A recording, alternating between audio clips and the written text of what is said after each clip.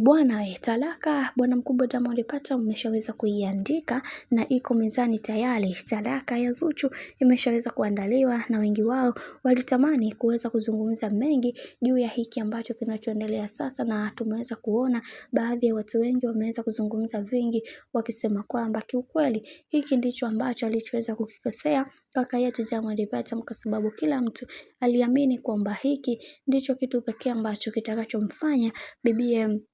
Zuchu aweze kuwa huru, na wengi wao wameweza kufurahishwa na hizi taarifa kwa sababu ndio kitu pekee ambacho watu wengi wamekuwa wakikihitaji kwa muda mrefu, na wengi wao waliweza kuzungumza mengi wakisema kwa hiki kinachoendelea sasa, wacha tuone mwisho wake itakuwaje, kwa sababu tumeweza kuona namna ambavyo maisha ya bibi Zuchu yameweza kupigika kadri siku zinavyozidi kwenda. Haijalishi alikuwa na hali gani, haijalishi ujauzito ulikuwa unamsumbua, lakini tumeweza kuona maisha yake yamekuwa dhoofu sana kutokana na hizi taarifa za hapa na pale juu ya kila kitu ambacho kinachoendelea. Kiukweli inaumiza na inasikitisha sana, na kila mtu anatamani kuweza kujua ukweli huu juu ya haya mambo ambayo yamekuwa yakiendelea katika mitandao ya kijamii. Lakini ndo kama hivyo, kadri siku zinavyozidi kwenda ndivyo mambo ambavyo yamekuwa yakiwa